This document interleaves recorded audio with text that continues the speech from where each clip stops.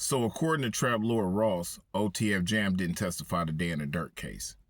And there was meetings between the lawyers, the prosecution, and the defense. Basically, so we don't know because OTF Jam was supposed to testify. Is he having to change of heart? Is he switching up his story? Is the feds kind of looking at him now going, hey, he's already agreed to testify, and now he's not? I believe he's still going to testify because according to the feds, he's already admitted to a few murders. I don't know if he want to pull back his agreement with them and just get tried for the murders after you already basically done pled guilty to him to a certain extent. I don't think he's going to do that. But, TrapLoreRoss said that, the federal government, they just basically, they basically are making a case. They have a strong case. That's circumstantial too. It's not really, like I say, the smoking gun in my last video. There's not a smoking gun on Durk. But there are witnesses that is claiming that Durk orchestrated the murder in Los Angeles of Quando Rondo's cousin. He wanted it to happen, and OTF Vonnie is the one who put it all together for him. And OTF Vonnie is admitting that Durk put it all together for him. Durk is saying that this is Vonnie's get back for Von's murder, which Von is his cousin, and he kind of was doing all of this, orchestrating this murder, and Durk didn't have no knowledge of it. But a lot of people were sitting back saying that, Durk can use the fact that, he was doing all of this and I didn't know nothing about it. But in order to really sell it to the jury, Durk might have to get on the stand. He might have to get on the stand, and he might have to testify. Now, TrapLoreRoss, great interview guy. Love TrapLoreRoss. Subscribe to his channel. He hella informative. He's in the courtroom as part of the media team. So he's front row getting all the testimony, watching all the videos. He's watching everything. So, he said that, they got 4K footage of the alleged shooting when Quando Rondo them and his cousin pulled up to the gas station. They got OTF Jam allegedly and the crew come around the corner, shoot 18 times with an automatic weapon, which they said they found about 18 shell casings on the ground. One of the bullets hit the gas pump, and according to TrapLoreRoss, the gas station could have blew up off of that. Luckily, it didn't. It would have been a lot more casualties. So after the shooting, OTF Vonnie was in the area. He was driving a Mercedes. He was driving a BMW, a rental. OTF Jam and the crew, they were in basically a striker. Now, I never really heard of a striker, but what a striker is nowadays with the technology that they have, you have license plate readers. So basically, if you in a stolen car nowadays, you could be driving around feeling like you under because the police really ain't got behind you, so y'all doing cool, but you riding past cameras that is basically reading your plate, seeing you in a stolen car, and then the police just pull up behind you already knowing this car is stolen and pull you over and arrest you. So what they was doing was, allegedly, according to Dee Dee's lawyer, is that OTF Vonnie basically, that's the business he in, is getting those strikers. He got to connect on those, and he supposedly have cartel connections, allegedly, from Dee Dee's lawyer. Dee Dee is one of the other guys that's on trial. So OTF Vonnie, he basically get the strikers, give them the stolen car, whatever they doing in the city, riding around. They had a tracker on Quando Rondo's car. So this is how they knew where Quando Rondo was at. I kind of always thought that. How come they knew where Quando Rondo was at? I thought somebody inside the city, in the city, it was LA, Big U was on the street. It was a lot of people that's influential gangsters that's in LA. I was thinking, to be honest with you, when I heard it went down and a lot of people was pointing it at Durk and them, I said, okay, somebody from LA must have seen the boy tapped in with them OTF boys, and that's how the play went down. But in reality, I don't know how they did it, but they was able to put a tracker allegedly on Quando Rondo's car. That's how they were able to follow him and knew exactly where he was at. And supposedly they were trying to find a good spot to hit him at for about 2 days. I'm not understanding. You saw him at the hotel. He was going around shopping at different stores. that gas station wasn't really a good spot. I'm wondering why they just decided to make it happen right there. Maybe it looked like a better getaway. Probably wasn't a good spot to try to commit the murder, but it was a good spot to do the getaway. So maybe they just weighed apples and oranges with that. You know what I mean? So as Quando Rondo's riding around LA doing his shopping, he's stopping at clothing stores, they probably getting stuff to eat. Ain't no telling what they were doing.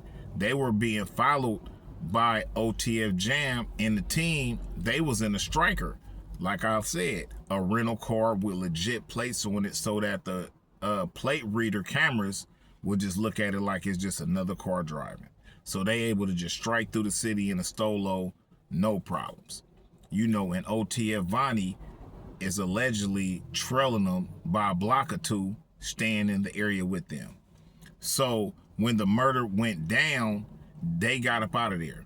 I don't know what they did with the striker. I don't think that's came up in court yet, but OTF Jam and the crew end up going to an In-N-Out Burger wearing basically the same shoes from the murder scene inside the In-N-Out Burgers. They ate real quick while they was eating. Allegedly, according to TrapLoreRoss, all of them was on their phone, maybe making phone calls to family, girlfriends, whatever. Hey, we be back in town in a couple hours. You know, some dudes, they do these hits, man, and it's just another day. You know what I mean? But according to TrapLoreRoss, they was able to see the 4K footage of them in the In-N-Out Burgers. That's how the police saw the shoes they was wearing, saw the shoes of the shooter at the scene of the crime at the gas station, put two and two together and said, these are guys. But in an In-N-Out Burger, they don't have no mask on their face. At the gas station during the shooting, their face was covered up. So now the cops are looking at the shoes and saying, okay, these is our shooters. So now they identified. These guys are identified.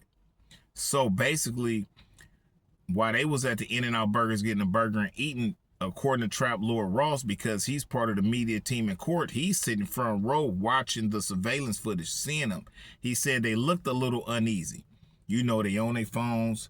They kind of like, you know, they kind of looking around as they waiting on their food, as if they just making sure the coast is clear, or they hoping that the police don't come yiking up because they hot.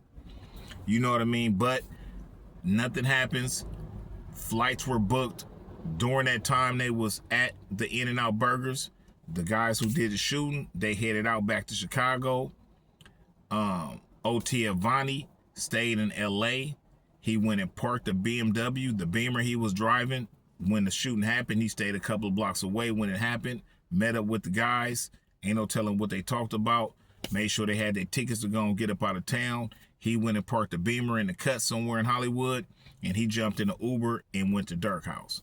Now, the jury is going to be tough, right? Because the jury could say from the scene before OTF Vonnie went to Durk house, we could just say from listening to that, Durk didn't know nothing about that. Let's just play devil's advocate, like my boy Academics say. Let's play devil's advocate. Durk didn't know nothing about none of that. And the jury could look at that and go, okay, I could see where Durk didn't know nothing about nothing that went on in LA. He wasn't there. His car wasn't in the scene. His car wasn't in the area. We don't have no cell phone footage that he was nowhere near the murder scene. But when OTF Vonnie came to his house, I believe Vonnie could sit there and say, when I got there, this is what happened, which makes Durk knowledgeable of it. That's where I say Durk might got to get on the stand, because Durk can say Vonnie was hiding all this from me. That's why he parked that Beamer where he parked it and then Ubered to my house. He was trying to basically make it seem like it was just a normal day and no murder has happened. You know, I say Durk probably gonna have to get on the stand and testify, because he really need to make certain situations clear to the jury. I believe if Durk, which I believe Durk is a little stubborn, and he's going to be worried about how he looked to the public and to the streets, I believe Durk not going to get on the stand. And I think that could hurt him. Will it or will it not? I don't know. Will his lawyers advise him to get on the stand? I don't know that neither. You know, because it's kind of a sticky situation. Durk really probably ain't going to want to get on the stand, because once he sits in that chair and get to asking questions, it's open season. His lawyers are not going to try to ask you nothing incriminating. They're going to try to walk him through questions that's going to help him. But if when the prosecution does their cross-examination, they going to go in on Durk. He's open season. They're going to ask way more questions than just Vonnie coming to his house. They're going to try to make their case right there. If Durk get on that stand, they're going to try to make their case. They're gonna ask him questions he's gonna be reluctant to answer, or he's gonna stutter step their questions because he's not prepared for them. He don't know where they're gonna go with their questions. And a lot of times when the jury kind of see you stutter stepping with your questions, it start to look like guilt. I don't think Durk want to get on the stand because the prosecution, they really would love for him to do that. I think he has a better case not getting on the stand, because if he gets on the stand, it's open season. They could start asking, they could go back to academic interviews, the stuff 6ix9ine said, songs. They could ask anything they want if he's sitting on that stand, and they got him up there until they're done. Durk cannot sit on the stand and decide he don't want to ask no further questions. You look even more guilty. You got to sit there and try to answer the stuff the best you can for as long as the prosecution is asking questions. That will be the tough part. But I think he could really help himself getting on the stand. But then now that I'm looking at it from the prosecution, I'm thinking he can help himself with getting on the stand, and his lawyer that he's paid just ask questions. I believe his lawyer can really give some clarity to the jury by doing that. But the problem gonna be is if he get on the stand, his lawyer is gonna get done, paint the perfect picture for the jury to go, okay, he probably truly didn't know about that, until the prosecution start cross-examining him. Then they're gonna really start to, I know they're gonna ask him questions that he is going to stutter step with asking. It depends on how sharp Durk is, because he can definitely ask their questions straight up and give them great answers that help his case. Is he sharp enough to pull it off? I don't know. The lawyers talk to Durk. They dealing with Durk, how well-spoken Durk is. We just know him as a rapper. We don't know him as a person like this. We rarely got to see Durk in this type of space. So we don't really know if Durk is really able to sit on that stand and articulate his answers well enough for the jury to look at this guy as he is not the killer they're trying to paint the picture he is. So I don't know about that part. But now what I would say is, moving forward, like I say, we don't got Jam testimony yet. We don't have OTF Vonnie testimony. We just basically have the prosecuting state the information that they got from those guys. So now we already been to the murder scene. The murder happened. Like I said, the guys went to In-N-Out Burgers. They flew out. They was able to identify them guys by the shoes they were wearing at the murder scene compared to the shoes they were wearing at the In-N-Out Burger. They was able to see their face. I believe that's how they identified the guys. Once they identified them, they were able to link them to OTF, you know, Only the Family, which is Durk record label. That's where OTF Vonnie comes into the picture. Now, where the issue, I believe, aroused, and a lot of people are saying that if you watch the video when OTF Jam first got out of prison, Durk gave OTF Jam $50,000. They basically recorded it when he did it, and he basically like, my homeboy's home, I'm gonna pay OTF Jam, you know, take care of him. This is my guy. We're gonna make sure he's straight when he get home, and we're gonna put him in position so that he could take care of his family. Basically just a cat that's up. He looking out for a cat from his city, making sure he's straight. We're gonna pull you into the fam, and we finna get this money. You know what I mean? But it's a flip side to that, because a lot of people are saying that that $50,000 payment was the payment for OTF Jam to take care of some of the issues that Durk wanted taken care of. And OTF Jam basically done went to the federal government and told them this. But how did we get here? This is what everybody's trying to figure out. How did we get here with OTF Jam? You know, because you got some people saying Jam didn't even grow up with Durk and them. You know, Jam's from Chicago, but just the other side. And Durk kind of grew up with his own little circle of cats when he was a young cat. Then he grew up and started rapping. And when Durk finally blew up, he already had the little team in a you know what I mean, the BDs or GDs that he ran with out there. So this was his circle. When he blew up, Jam caught a 12-year bid. So he probably went to jail way before Durk was on fire. You know what I mean? He was way before Durk was on fire. But I think, and a lot of people are saying that Durk came and embraced Jam with open arms because Jam was a real hit out of Chicago, well-known hitter. So some people in his circle probably told that knew Jam. Now they probably grew up with Jam and kind of know how Jam get down. So they probably told Durk, "Hey, Jam about to get out. You know, this is a good cat, man. I'm telling you, he a solid cat to have in the circle. You know what I mean? He take care of business and business need to be took care of." So Durk like, bet. There's some good people that Durk rock with telling him this. Durk like, okay, when Blood come home, basically we're going to put him on the payroll. We're going to throw him a 50 ball. We're going to make sure he got somewhere to lay his head, clothe him up. He do music. Oh, he rap. Okay, well, we'll, get him something going on with the music. And he going to be part of the OTF. Boom, bam, play. So allegedly, he gave OTF Jam the 50 bands. OTF Jam go knock down FBG Cash. He knock him off, knock off somebody else, and then, like we talked about with the OTF Vonnie situation, they went down there to LA and knocked down Quando Rondo cousin. Now they're saying that after those 3 murders, OTF Jam end up getting caught up on something. Basically, this is what the story is starting to paint the picture and kind of come together. Or after the LA murder, OTF Jam go back to Chicago and get caught up on a dope case or a pistol case or something. While he's in jail, he's trying to hit the OTF boys and try to get bailed out, get some money on his books. Maybe somebody take his baby mama bag or whatever so he could be straight. And allegedly, the OTF team cut ties with him. I don't know if they felt like, he done so much, and we know he have, that he could be compromised. You know what I mean? Ain't no telling. You saying you in jail for the dope, but in reality, they could have grabbed you for the high ones.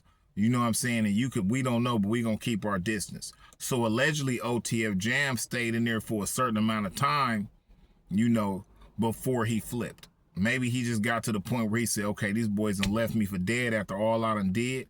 Okay.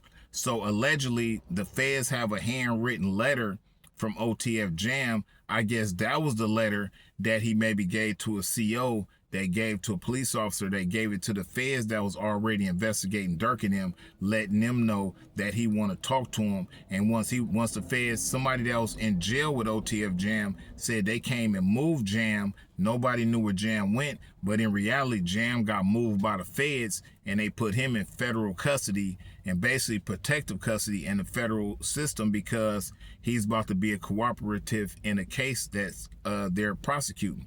So Jam, allegedly, once he got with the feds, he started giving them all the information, which he hasn't testified yet, but we know Jam gave them a lot of information, which made them feel like he's a credible witness in this Lil Durk case. So he's basically probably going to get immunity. And from what a lot of people are saying, that when you work with the feds and you're trying to get immunity, basically they want you to admit every crime you ever committed in your adult life. They're not going to prosecute you for none of it, but they want you to be open and honest about everything you have done. And then they want you to give them the evidence that they're looking for in the case they working with in order to give you the time reduction for all the stuff you've done. So this is where you at with Jam, but Jam hasn't testified yet, so he hasn't earned his time reduction. So eventually he's going to have to come out, get on the stand, look Lil Durk in the face, and basically tell his side of what he feel happened. Durk's team is going to have a chance to cross-examine him, and the prosecution is going to question him, which is going to try to work in favor of their case. So we're going to be right there with Jam, and OTF Vonnie has made the same deal with the feds. So eventually we'll have OTF Vonnie on the stand with the district attorney from the federal government questioning him, and then ultimately Lil Durk's legal team is going to cross-examine him. So it's just like the case is starting to kind of like come together, but at the same time, I just feel like both sides are still just trying to paint the picture. I believe Durk's lawyer team is going to have, they're not really going to have a hard time, but they really are going to have to figure out a way to discredit OTF Jam and OTF Vonnie. They're going to have to discredit them. They're going to have to make it seem like they are compromised. They're already facing felony charges for other stuff, or they're just in a situation where they know their life is on the line. So these guys are saying anything. You know, they're saying absolutely anything trying to convict Durk. You know, Lil Durk, I didn't know what his defense team was going to come with once they started saying OTF Jam and OTF Vonnie was snitching. I really didn't know where they was going to go with that to help Durk. But now we kind of see the only way Lil Durk process, because these are some real smart guys, you know, Steele and Finley, these are some real good lawyers, and I'm pretty sure they brainstormed every direction they can go with this, and the best way they figured to go with this, and I know they set Durk down, is to say, Durk, look, we got to say that OTF Vonnie orchestrated all of this and you didn't know nothing about this. This is the best defense we can come with the way this case is. If it was a better way, Durk team would find a better way to work their way around a lot of these witnesses. But the only way they can kind of like get around it is to say Vonnie orchestrated all this and Durk didn't know nothing about it. This is the only way. Basically, Durk's team this is the only way. But I feel like that's a good way to get out of OTF Vonnie testimony and him accusing Durk. And that's a good way to get out of OTF Jam situation with him accusing Durk or trying to be a witness against Durk, because Durk probably didn't have no kind of interaction with Jam when it comes to phone calls, money transfers. There's nothing pointing Durk to Jam. Everything is pointing Durk to Vonnie, but there's no money transfers or nothing like that so far in the case. So we're just going off of Vonnie saying Durk wanted all this orchestrated, so that's why I did it. But if you saying that's why I did it, that means you're admitting to doing it. Okay, so you admitted to doing it. Durk haven't admitted to nothing. Durk is saying, I didn't know you was going to do none of this. So basically, don't get caught up on this and then start trying to bring my name in the middle of this as if I'm the ringleader of it. No, you were doing this all by yourself. You are my assistant. I give you a card, a OTF card that's attached to our record label funds, and I don't really monitor what you spend. You, my boy, we've been rocking for years. I don't really overlook everything you do, and you got to a point where you trying to avenge King Von's murder and pay for everything with the business credit card. Why would I tell you to do that knowing it's going to track back to me? Durk can definitely use that, and someone in the public will sit back and look at that and go, yeah, why would he? If this dude is a multi-millionaire, why would he, if he did want to pay somebody to take care of somebody, why would he have you swiping the people hits with the company card for ski masks and plane tickets and rental car? That ain't smart. That sometimes you could be so dumb that you could win a case because the jury would go, you couldn't have been that dumb. We don't believe he was that dumb. And you walk because you were so dumb. Durk could have been so dumb he was letting them do that. Or Vonnie was just swiping it, not even thinking straight. Because they said that Vonnie and King Von was cousins. And then they also said that there's a text message of Durk saying, don't put nothing in my name. So in reality, it's like they trying to say, oh, that's a cover-up text. Durk was already knowing what was going down. That's why he said, don't put nothing in my name. Or Durk could have been like, man, look, I don't got nothing to do with all that, bro. Don't have nothing in my name. It's two ways you can kind of look at that. You know what I'm saying? It could have been a cover-up way, don't put nothing in my name. Or it could have been a, bruh, I ain't even trying to push like that. Don't put nothing in my name. Don't have nothing point towards me if y'all moving like that. It could go both ways, so it's all about what the jury believes. You know what I mean? But like I say, I believe it's going to be a bombshell if Durk get on stand. If Durk get on the stand, it is going to be a bombshell. The internet is going to be on fire. You got 6ix9ine say he's snitching. Is it snitching? Somebody already telling on you and you saying, oh, he's saying I did it. Man, I didn't know what you was going to do. All of that, you did that yourself. I ain't gonna say that's just full-fledged snitching. Now, if Durk get on a stand and a jury and the prosecution asks him a question, and some of those answers he's given is telling on Vonnie more than what Vonnie's already admitted to. You know what I mean? To where, let's say a hypothetical, Vonnie got a gun. The feds like, okay, well, Vonnie said that switch he had got caught with. This just a story I'm painting. This has nothing to do with the case. Vonnie said that the gun he had on him, he got it from your house before he got pulled over and got caught with it. And Durk say, no, you didn't get that from my house. You bought that shit from that nigga Mike. That's snitching. Because now you're starting to tell stuff that didn't have nothing to do with that situation. You supposed to just go, he didn't get the gun from me. You don't say he didn't get the gun from me, he got it from over here. That's telling. So we don't really have Durk telling right now, but like I say, if Durk get to a point where he has to get on the stand, his lawyers advise him that's his best out, and he decide to say, yeah, I'm gonna get on the stand, and the prosecution start to ask Durk questions, and Durk slips and says something like that, that's telling.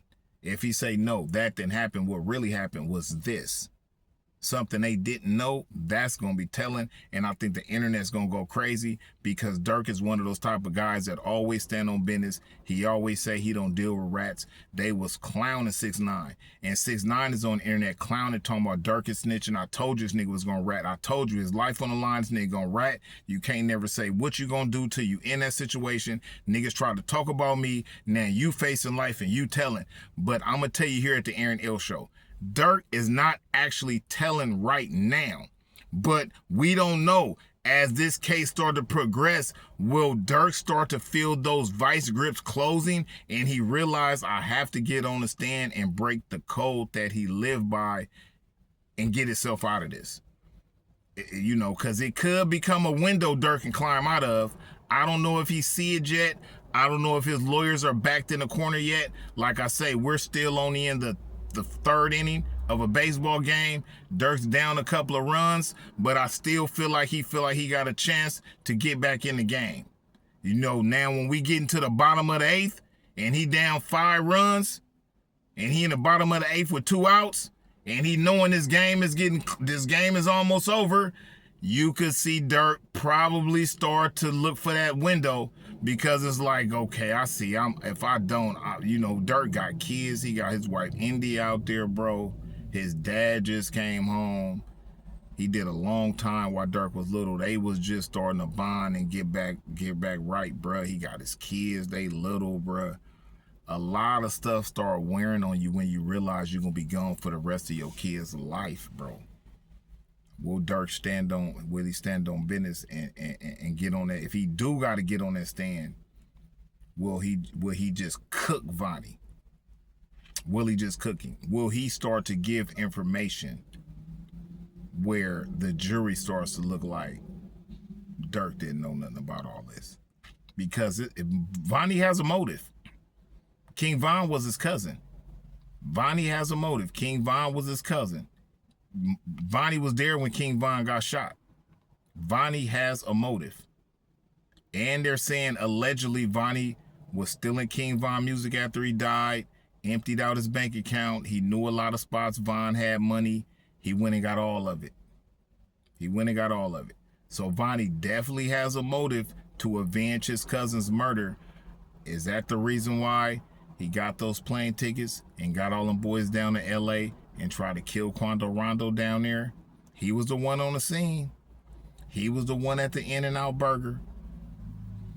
He the one went to Durk house, but he parked the car that he was riding around in and called an Uber to Durk house. Was he hiding something from Durk? It looks like it. So, you know, like I say, I'm gonna give you another update.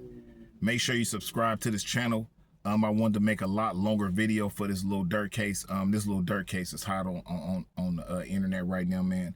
You know, and I want to make sure that my channel stays relevant with the news that's popping right now. And this is popping. Will Lil Durk walk on this case, or will Durk get convicted? At the Aaron L Show right now, we are 50-50 on that. I'm not for sure. Durk has a 50% chance still to beat this. I believe he does. His lawyers have not swung it a little higher in my eyes right now. So we're just going to sit back and we're gonna wait, and we're gonna see how this case play out. But I'm gonna make sure that I start putting 30-minute videos at least once a day on my channel about the Lil Durk case in my perspective. Make sure you subscribe. If you watch this all the way to the end, I love you, man, for rocking with me.